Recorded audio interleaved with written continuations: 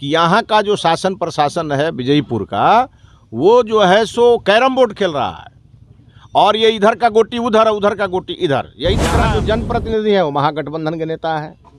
वो जिन लोगों ने घटना किया है उन्हीं के सहयोग से जिस दिन बिहार में बीजेपी की सरकार बनेगी, इन लोगों के घरों पर बुलडोजर चलेंगे। और ये कहीं घटना हुई है अटल पांडे और भोला मिश्रा के साथ, कल और किसी के साथ हो सकती है। अगर इनको नहीं रोका गया तो ये गोपालगंज को जहानाबाद बनाने पर तुले हुए हैं।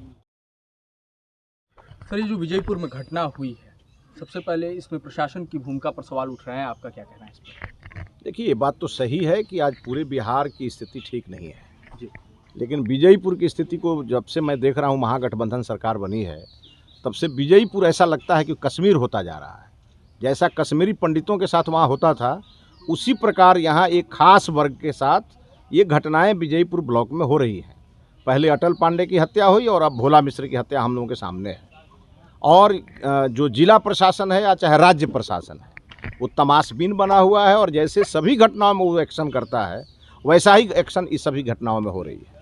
और पहली बार दिख रहा है कि जो जिनके घर में घटना हुई है वो डरे हैं, सहमे हैं, लेकिन अपराधियों में कोई भय का वातावरण नहीं है।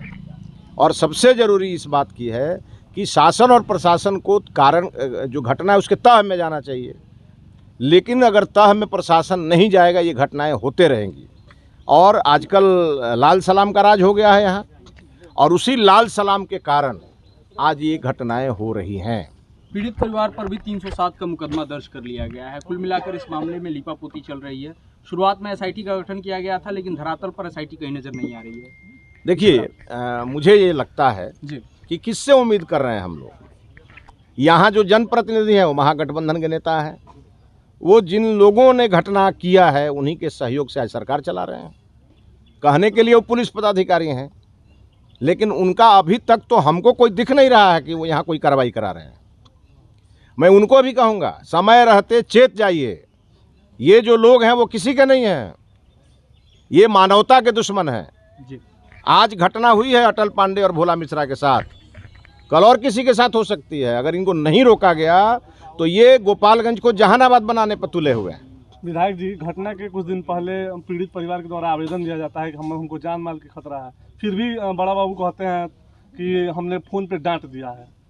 अब देखिए, वो डांटे हैं कि नहीं डांटे मैं तो नहीं जानता, लेकिन मुझे ये लग रहा है कि यहाँ का जो शासन प्रशासन है विजयपुर का, वो जो है सो कैरम बोर्ड खेल रहा है और ये इधर का गोटी उधर, उधर का गोटी इधर। यही दिख रहा है हमको यहाँ। आज मैंने थानाध्यक्ष से भी बात किया है और हम लोग चुप बैठने वाले लोगों में से नहीं हैं। आज घटना के इतने दिन हो गए, सारे अपराधी अंदर होने चाहिए थे, और जैसे 90 दिन बीते ऐसे लोगों के घर पे बुलडोजर चलना चाहिए। ये बगल का राज्य उत्तर प्रदेश है, अपराधियों की कमर तोड़ी जा रही है और यहाँ अपराधी जो है सो इनका मनोबल बढ़ता जा रहा है। इसका कारण कौन है? इसका कारण शासन और प्रशासन है और राज्य की सरकार है। और नीतीश कुमार जी तो अभी प्रधानमंत्री बनने के लिए लगे हुए हैं। उनको थोड़े चिंता है कि विजयपुर में एक गरीब आदमी की हत्या हुई है जिसके घर में दरवाज़ा भी नहीं है, एक ऐसे व्यक्ति की हत्या हुई है जिसके 5-6 बच्चे हैं। कल उनको कौन देखेगा? छोटे छोटे बच्चे हैं, बच्चियां हैं, उनकी पढ़ाई लिखाई बंद हो गई। यह परिवार किस किनारे लगेगा? इसकी सुधि लेने के लिए बिहार सरकार का कोई मंत्री आया जी? यहाँ सत्ता पक्ष का कोई नहीं आया। इस क्षेत्र से एक मंत्री हैं जिनको वोट देकर के इन लोगों ने सदन में भेजा, वो भी पलट गए। पहले उनके नेता पलट गए, अब ये भी पलट गए। दिवंगत भोला मिश्र ने काफ़ी दिनों तक बीजेपी का झंडा ढोया था। ऐसे में भारतीय जनता पार्टी इस घटना पर भोला मिश्र के परिवार के साथ कब तक चलेगी? देखिए, ये हमेशा चलेगी। भोला मिश्र जी बीजेपी के कार्यकर्ता हैं, ये और बात है। बीजेपी के कार्यकर्ता नहीं भी होते, एक आम नागरिक होते और उनके साथ ऐसी घटना होती, तब भी बीजेपी उसी प्रकार चट्टान की तरह खड़ी रहती। ये बीजेपी के स्वभाव में है। बीजेपी कश्मीर और श्रीनगर में लोगों के साथ खड़ी रही है, ये तो गोपालगंज है। ये तो जिस दिन हमारी सरकार बदलेगी ऐसे लोग दिखेंगे नहीं आपको। जिस दिन बीजेपी की सरकार बनेगी, आज मैं कह रहा हूँ, ऑन एयर कह रहा हूँ, जिस दिन बिहार में बीजेपी की सरकार बनेगी, इन लोगों के घरों पर बुलडोजर चलेंगे और ये कहीं दिखाई नहीं देंगे। पीड़ित परिवार के लिए मुआवजे की मांग उठ रही है। देखिए, यह तो ऐसा परिवार है कि यह परिवार गरीबी रेखा के सबसे न्यूनतम स्तर पर देखा जाए, उस स्तर पर यह परिवार खड़ा है। और अगर इसको सामाजिक और आर्थिक दृष्टिकोण से देखा जाए तो ये सबसे अत्यंत पिछड़ा परिवार है। तो इस परिवार के यहाँ तो सरकार के किसी न किसी नुमाइंदे को आना चाहिए और आर्थिक सहयोग के साथ आना चाहिए। लेकिन आज आपने देखा है कि भगवान परशुराम के वंशज कुछ आकर के और यहाँ अपने से लोगों ने इकट्ठा करके एक राशि इस परिवार को दिया है।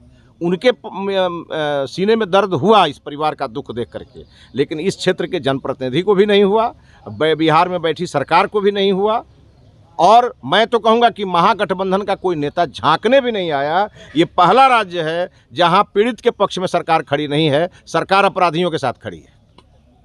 सर, इस क्षेत्र में एक 1.5 साल पहले एक ऐसी ही घटना हुई थी, अतुल पांडे हत्याकांड, जिसमें आप भी आए थे। उस समय बीजेपी सत्ता पक्ष में थी।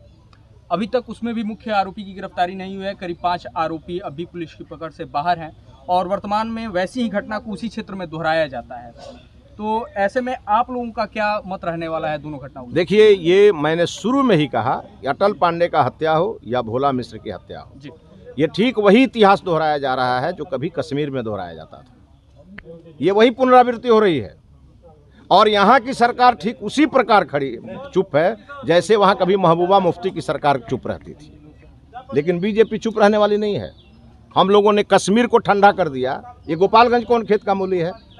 लगातार पीड़ित परिवार और गवाहों को आपको याद होगा कि विजयपुर की घटना को लेकर के मैंने बैकुंठपुर तक आंदोलन किया था जी, और यहाँ के उस समय के आरक्षी जो पुलिस अधीक्षक थे उनको परेशानी हुई थी। इसीलिए जब आज हम लोग यहाँ हैं, हमारे भाजपा के जिला अध्यक्ष मंटू गिरी जी दूसरी बार आए हैं, हमारे पूर्व जिला अध्यक्ष विनोद जी भी दूसरी बार आए हैं, हमारे ओम प्रकाश सिंह जी, राजू सिंह जी, सभी नेता यहाँ दूसरी बार आए हैं। इसलिए नहीं आए हैं कि केवल इस परिवार का आंसू पोंछ के और अखबार में छपने के लिए आए हैं। इस परिवार के आंसुओं के साथ खड़े हैं और हम लोग देख रहे हैं इस परिवार के आंसुओं में बिहार की सरकार बह जाएगी। लगातार पीड़ित परिवार और गवाहों को अपराधियों की तरफ से धमकियां भी मिल रही हैं कि सबको समाप्त कर दिया जाएगा, तो फिर लड़ने के लिए कौन बचेगा? इस पर आप प्रशासन से क्या अपराधी गफलत में है, उनको मालूम नहीं है कि उनकी हैसियत सबको समाप्त करने की नहीं है। वो यहाँ पर दहशत का माहौल कायम करना चाहते हैं और हम लोग आज यहाँ के लोगों को आए हैं कि मजबूती से खड़ा रहिए। ऐसे तत्वों का मुकाबला करना है और मुकाबला करना होगा। हम सब लोग खड़ा हैं ऐसे लोगों के साथ। हमारे चैनल के माध्यम से जो भी लोग आपको देख रहे हैं, निश्चित तौर पर हम सबको कहेंगे ये तात्कालिक घटना हो रही है और ये इसलिए हो रही है कि सत्ता संरक्षित अपराधी अपराध कर रहे हैं और सरकार उनके साथ खड़ी है। लेकिन ये सरकार तो हर 5 साल में बदलती है। जब इंदिरा गांधी की सरकार बदल गई तो लालू यादव और नीतीश कुमार की सरकार कितना दिन रहेगी? और ये भारतीय जनता पार्टी है, दिल्ली में मोदी जी और अमित शाह बैठे हुए हैं, हर घटना पर नज़र है और यहाँ की सारी रिपोर्ट केंद्रीय गृह मंत्रालय तक हम लोग भेजने वाले हैं। आने वाले दिनों में देखिएगा, सत्ता या सड़क से और सदन तक हमारे जनप्रतिनिधि जो हमारे पार्टी की हैं वो सदन में लड़ेंगे और हमारी पार्टी मंटू गिरी के नेतृत्व में इस जिले में हमारी पार्टी जो है सो सड़क तक इस लड़ाई को लड़ेगी और हम सब लोग इस परिवार के साथ खड़े हैं। इसी परिवार के साथ नहीं खड़े हैं, इस प्रकार के जितने परिवार हैं जो ऐसे ऐसे अपराधियों के शिकार हो रहे हैं उनके साथ हम लोग खड़े हैं। और उन अपराधियों के लिए भी मैं संदेश देना चाहूँगा, अपराध की सत्ता बहुत दिन चलती नहीं है और यह जब खत्म होती है तो समूल नाश होता है। उत्तर प्रदेश इसका सबसे बड़ा उदाहरण है। यहाँ के कुछ ही किलोमीटर के बाद उत्तर प्रदेश है जहाँ बीजेपी की सरकार है। और उन अपराधियों के लिए संदेश है, ज़्यादा उछलने की ज़रूरत नहीं है। बहुत जल्दी बिहार में सत्ता परिवर्तन होगा और जिस दिन होगा आपको भागने के लिए ज़मीन नहीं मिलेगी। यही पुलिस उस समय आपका उपाय करेगी जो आज आपको मदद कर रही है। हमसे जुड़